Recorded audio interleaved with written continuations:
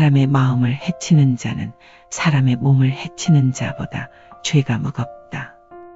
몸에 상처를 입게 되면 매우 아프고 치료를 요합니다. 하지만 시간이 지나면 상처도 아물고 완벽하게 치료되어 건강해지기도 합니다.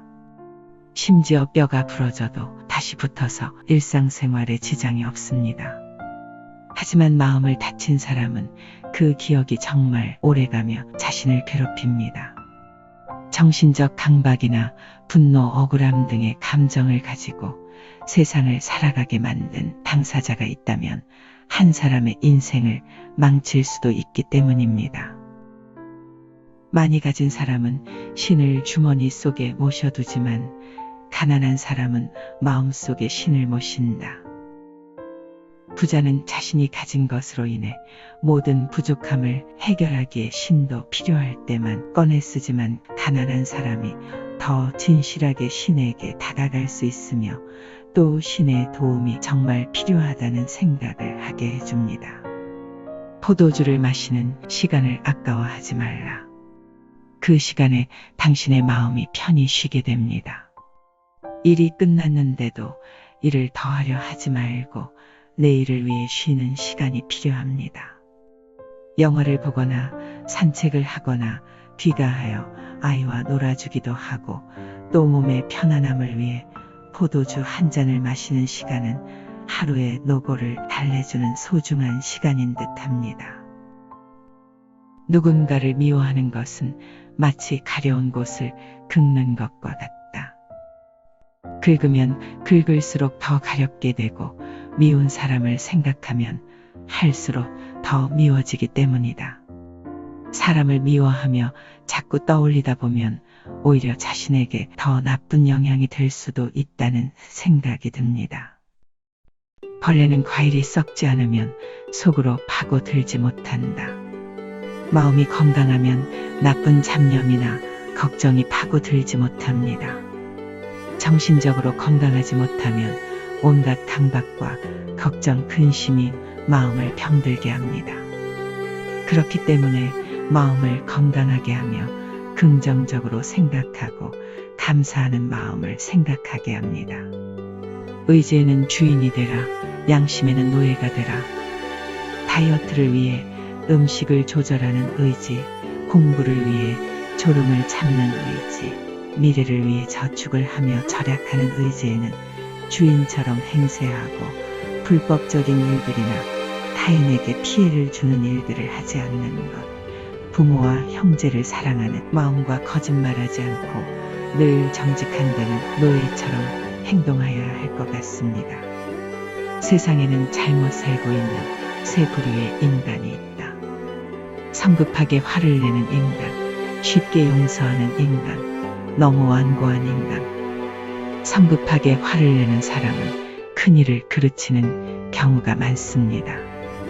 조급하기 때문에 기분으로 일을 처리하려고 합니다. 그래서 참고 기다려야 할 순간에도 쉽게 흥분합니다. 이런 기질을 이용하여 자신의 이득을 취하려는 사람을 만나면 낭패를 당하기 쉽습니다. 쉽게 용서하는 사람도 따질 것을 따지지 못하거나 정의감이 부족하여 잘못된 것을 바로잡지 못하는 경우가 많기 때문에 잘못 사는 부류로 보는 것이라는 생각이 드네요. 소신을 넘어 지나치게 완고한 사람은 주변 사람이 도우려고 하거나 올바른 정보를 알려주려고 해도 받아들이지 않습니다. 자신의 판단에만 의지하여 잘못된 선택을 고집합니다.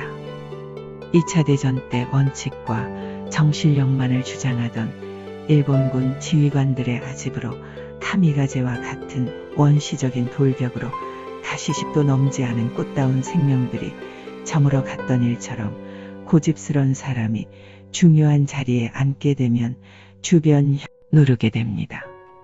인생이란 현인에게는 꿈이요, 어리석은 자에게는 게임이요, 부자에게는 희극이요, 가난한 자에게는 비극이다. 사람의 인생에서 현명한 자는 미래를 꿈꾸고 노력하고 준비해 성취하는 성공한 인생을 보내게 됩니다. 하지만 게임이나 베팅을 하듯 인생을 사는 사람은 어리석은 사람이라고 말합니다. 부자는 물려받은 재산이 많고 짊어질 걱정도 적기 때문에 즐거운 영화 같은 희극적 인생을 누리고 살며, 가난한 사람은 매사 뜻대로 풀리지 않는 인생을 살게 되며 질병에 대한 대처도 잘 마련되지 않는 등의 어려움이 덮이게 되기 때문에 비극이라는 표현을 쓰게 됩니다. 우리가 가장 추구해야 될 대상이 현인이라는 생각이 드네요. 인간에게 가장 가까운 것은 지성이요, 가장 무서운 적은 욕망이다.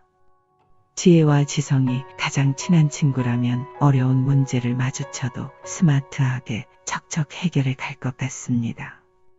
하지만 욕망만 추구하는 인간이 되면 자신을 망가뜨리게 되는 것이 당연하겠죠. 그렇기 때문에 늘 합리적이고 이성적인 태도로 머리를 차갑게 식히고 마음에서 솟아오르는 탐욕을 조심해야 할 것 같습니다. 인간은 자기가 가진 것을 소홀히 여기고 자기가 갖지 못한 것을 탐낸다. 우리말에도 남의 떡이 커 보인다는 말이 있습니다. 자신이 가지고 있는 것을 돌아본다면 삶에 대한 만족도가 비약적으로 상승하는 경험을 잠깐 1분 만에 명상으로도 체험할 수 있습니다. 이 세상에는 두 종류의 왕이 있다. 하나는 땅을 지배하는 왕이고 하나는 마음을 지배하는 왕이다. 우리도 늘 마음의 평온을 지키고 자신의 마음을 현명하게 다스리는 통치자가 되어 주권을 지키고 마음의 영토를 확장하는 사람이 되어야겠네요. 안녕하세요, 강 작가입니다. 오늘은 마음에 대한 유대 격언들을 분석해보는 짧은 사색의 시간을 가져보았습니다. 감사합니다. 백년지대계 강 작가였습니다.